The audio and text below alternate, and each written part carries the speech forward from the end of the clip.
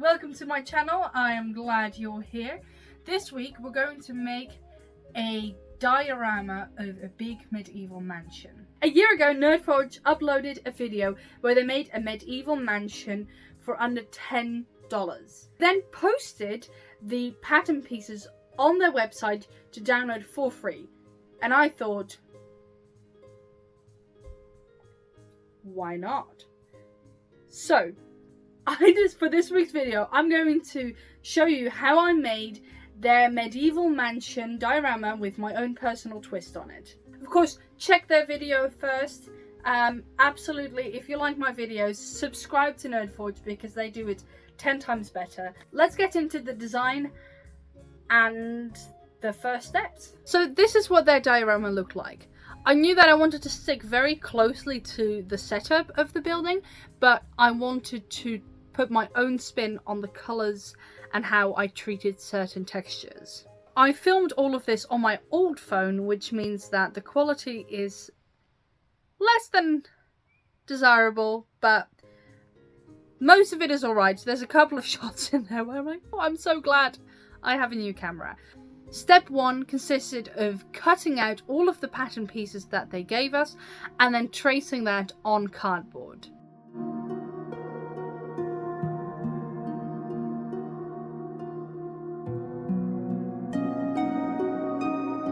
Once I had cut all of the pieces out, I could put them together with hot glue. Twist. I've put together the main structure of the building and the little tower window piece. I feel like it's sticking out too much, so had no clue where the tower is supposed to sit. I've just lined that up with the back here. She has stairs coming off, oh, so much stuff. Come off here, continuing all the way to the edge. I need to see whether that's what I'm gonna do or whether I'm gonna make it slightly smaller, like just a set of stairs leading up to with a little corner. Yeah, I'm not sure about that yet. It's big, it's definitely big, but it's turning out very cool. I took a little layer off, and I want to put it on here, but I'm still not sure whether this is right. Okay, so I'm going to take a tiny piece off. Let me just do that. Et voila. I still have to put those together. I just realised I put the tower on crooked. Like, I don't know if you can tell, but it's definitely leaning over. It is what it is. I'm not going to redo it, I think. So I added this. So this is horrible lighting. Whoa. Okay, let me just... Hey. This is bad. I've finished almost everything. So I've made the tiny little windows from the roof. Did 2 of those. I think I might make 2 extra to put on the back. So right now the back is just plain. And the chimney will go right about there. I think, maybe slightly lower. Anyway, it'll sit about there. So that means that you've got this whole space left. And I figured, what if I make 2 more? There's 2 windows there. She's quite majestic. I've finished up everything that the template gave. And now I'm trying to figure out how I'm going to make the stairs. I want to have bricks where the stairs are and possibly up here. Also want to see how I want to do the shingles, since I don't really want to cut individual shingles. So I think that's just going to take absolutely forever and it's going to get really frustrating very quickly. So I need to do some thinking. I ended up using crafting foam, the thin sheets of foam that you also use at school projects. I felt like this would give it some thickness, which meant that when laying the different layers of tiles on top of each other, it would give some nice depth. And of course I'm going to paint over all of it, that it's not going to stay this colour. And then that'll be this roof back and front, this,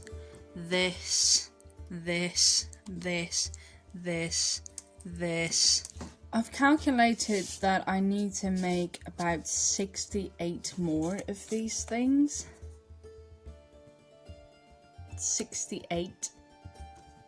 Which is fine, I guess, but it's a lot.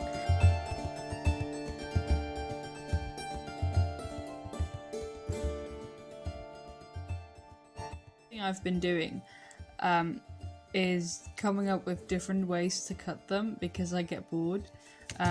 So what I've done now to be more efficient is to just at first I did like a full swoop, and now I've just done lines. And what I do is I first cut one side, and then I flip it, and then I cut the other, like the little corners off. I know that you can't see anything. Yeah, that's slightly better. 95 strips. Don't know if it'll be enough. Once I'd cut all of the different strips of shoops out, I could start gluing them onto the building.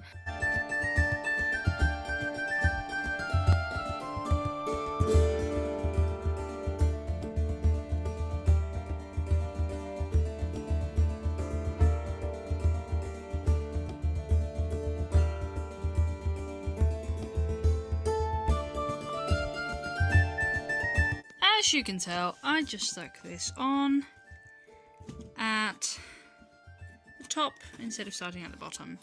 So yeah, I'm gonna see if I can rip it off, and otherwise I'm gonna have to be creative with this. Yeah, so that's not happening.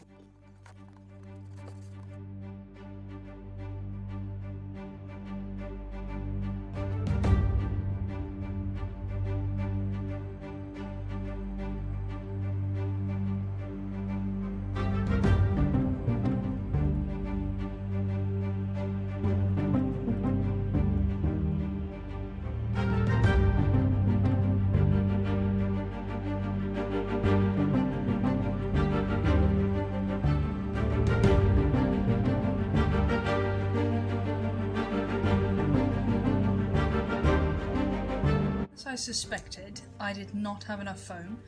I've covered the entire front, but the back is completely bare, so there's nothing. And I've run out of the strips I made. My mum found these, so I have enough foam. It just means I now need to make a bunch more. Guess 95 pieces was not enough. So I finished a lot of work off camera. I've done all the shingles are on. I think what I'm going to do now is print out a picture of the original and see where she put the beams and what she did and what I want to copy and what I want to change. I've printed out some pictures just to sort of figure out where I want stuff to go and what I want it to look like. So I decided to stick quite closely to certain elements, except I decided to go for smaller bricks, and I kept a couple of the beams off that she did use. So especially on the tower, there are less wooden beams than she has. So I've got myself a couple, that's styrofoam, of nice pieces, which will be good for carving the doors, the stairs, the stone texture. I think I've probably got enough for this project, and probably the project after this as well. And I've also got some styrofoam, so if I do need more, then I can always just work with that. I'm making a big piece now, so I'm scoring it right now and trying to create some texture into it, and that'll be the piece that sits on top. But yeah, I'm gonna need some for in there and, you know, all over. I switched over from using my box knife to just a kitchen knife, a little one, because this thing is insanely sharp, so I figured that would create cleaner cuts. And it does seem to create clean cuts on the purple stuff. I now keep calling it purple on camera, it looks like white, but trust me, it's slightly purple. But the blue stuff I haven't properly used it on. So I'll give that a go, see if that does anything.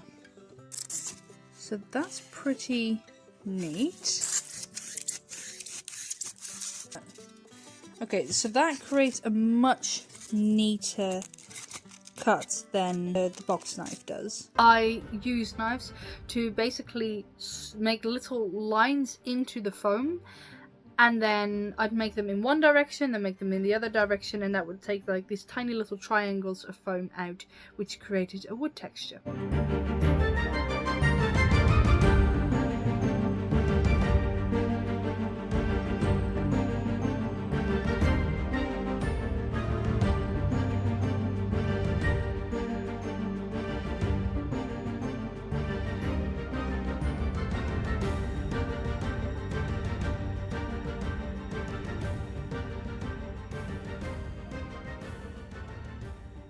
I cut a lot of the beams, added them all over the place. It's definitely not done yet. I am now making some brick strips for the stairs. Cut this base. Not sure if this is gonna work. I ended up using cardboard to make the stairs. That way I had more control over how big the steps were, and styrofoam is just the bane of my existence. To make the bricks, what I did was I used a knife to make little scores in a strip of foam. Then I took the back of the knife and pressed in texture, basically. And then I used a chopstick to round off some of the edges and to make some more precise little nicks in the stone.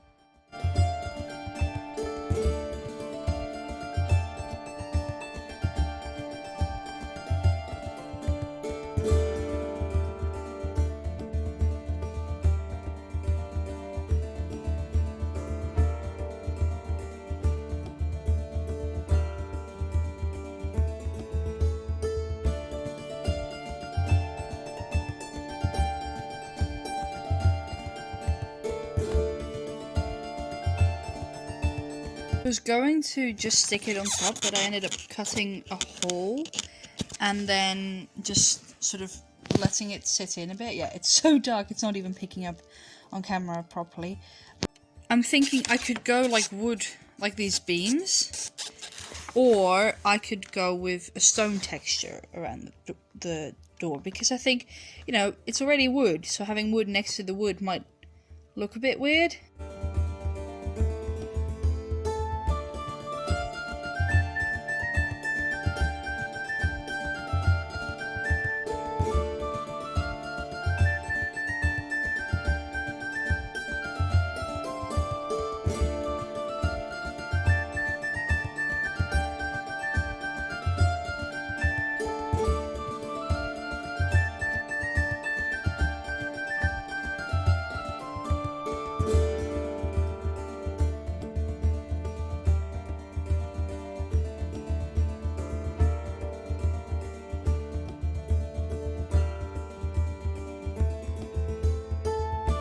I then proceeded to add a layer of PVA glue over the entire project.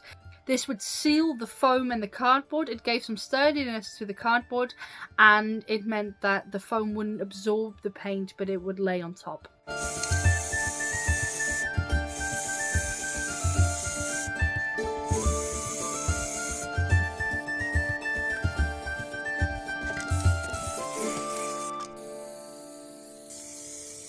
Oh, it's painting time! Guess that we're doing that again. The order for painting was first the roof, then the bricks, then the walls, and then the beams. I used what I call like a wet dry brushing technique. I used slightly more paint than you would with dry brushing techniques. Now, it does have the same principle. You use a dark color as a base, so I had my black base on all of it, then used a really dark green to start out, and then I went to a slightly lighter green, and then an even lighter green, and then to an almost white light green. I would use less and less paint as I went along. Now I used basically the same principle, the same technique for the wood and for the bricks all over. So again, starting with the lightest color and then going darkest color and then building towards a lighter color.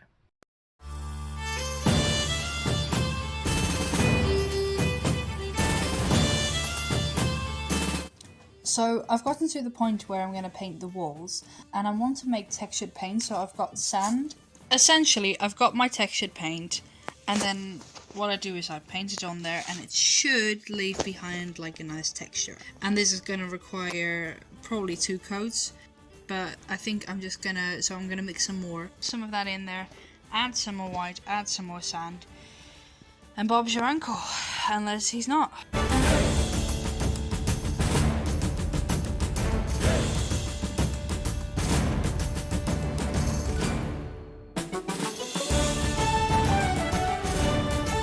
So I'm now working on the second layer, up there, sorry, because, you know, as you can see, the first layer is quite patchy. This is what it looks like after a second layer. So I'm just going to stick to 2 layers, I think that's enough, except I see a tiny smudge of black. There we go. Ooh. I'm almost done. I keep forgetting to film, so I've just got this panel, and these couple bad boys, and then this little thing, and then this one that I forgot to do earlier on. It's really exciting. This is the most frustrating part that I've done so far. This sand, it gets everywhere. It keeps dropping down, and it keeps just not wanting to stick, and my bucket is looking like a disaster. I'm losing my mind over here, but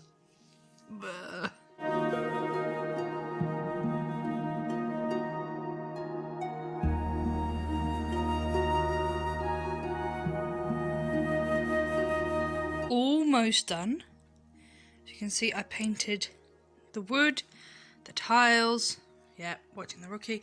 The only thing is, I know I didn't get any footage of the texturing of all the wood because,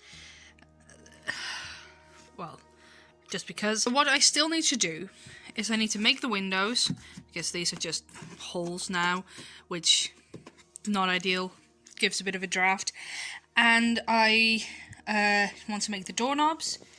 The doors are now just, whoa, the doors are now just unopenable, so the people inside are stuck. You know, the only way they can get out now is through climbing through the windows, and I'm going to put windows in there, so it feels a bit unfair to not give them doorknobs, so I'll do that. But for the rest, I think it looks great. I just want a bit of weathering on the walls, because the walls are just now one solid colour, and everything else is textured. So I'm going to add some grime, make, like, in the corners, make the walls just a bit older. So what I'm going to do, I've got 2 cups here. This I'm going to mix paint in, which is going to be a dark brown. And then I'm going to add just a bit of water in there. Well, not just a bit, quite a bit, so that it's really watered down. And then I'm going to paint it into the corners, just sort of splash it on there with a paintbrush. Then I'm going to dab it off with some kitchen paper. It just leaves a little bit of a residue behind. I might also add a bit at the bottom of the brick, just to make that look like it's been standing, you know, with dirt surrounded by it. Brown goop, delicious, delicious brown goop. Yeah. So this part actually makes me really nervous because it could ruin a lot. But I guess I'm just going to have to get into it. I'm going to prep my paper so I can immediately grab that. Just go for it, I guess. Here we go. Whoa. Okay. We're doing it. Just gonna keep going. Yeah, I don't hate it. It definitely looks more dynamic than that. I think it's looking good.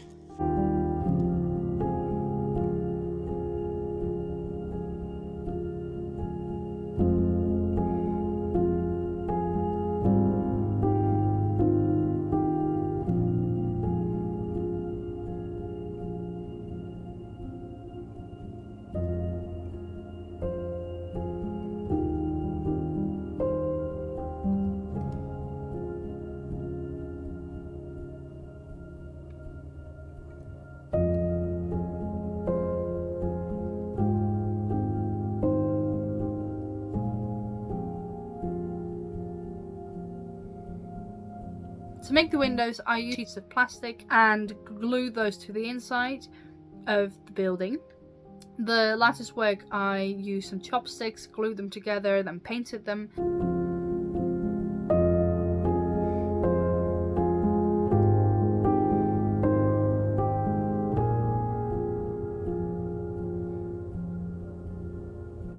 most of the work is done.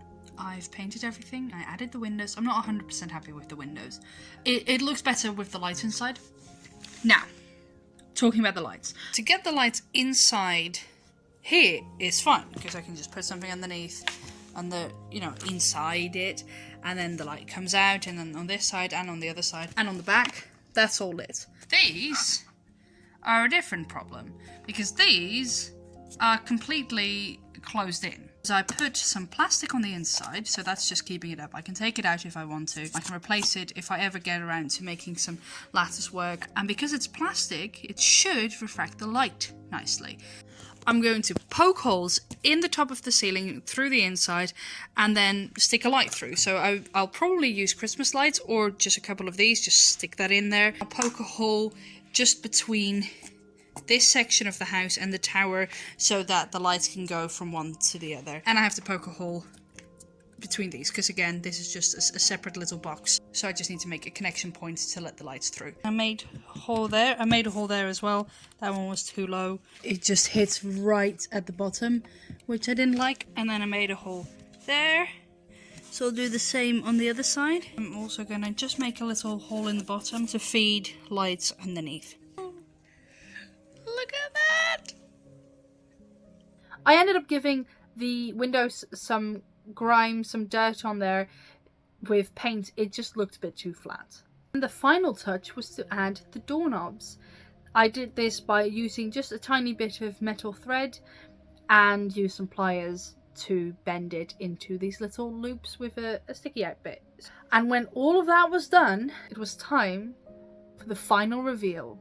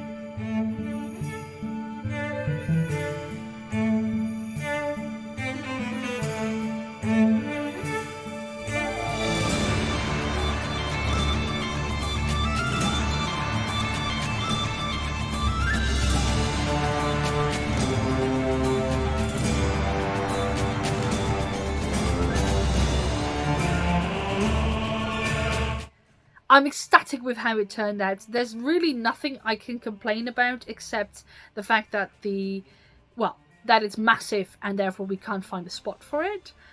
And on top of that, the windows look a little bit too much like plastic. But once you plug it in and the lights are on, that is not a problem at all. And even with the lights off, it still looks cool. So it's not a huge deal. I got to try out so many different techniques with this one, and I'm really glad I did. It helped me with the dragon project. It helped me with my upcoming video, which I'm going to say nothing about. But yeah, it was a really great time to work with this project. I'm really thankful for Nerdforge for putting the pattern to this diorama online for free. Please check out their video. I will link it down below.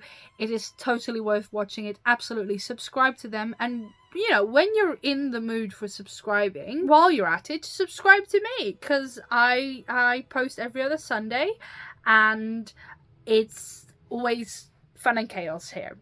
So like and subscribe and I will see you in the next video. Bye. I think it still looks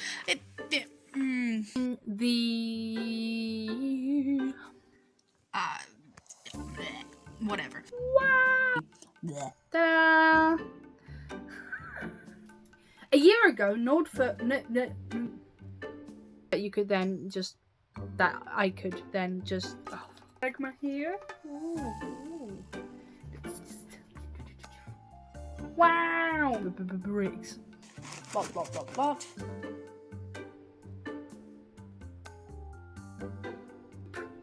With then a... I know how cardboard works. Yeah, no, I've lost track.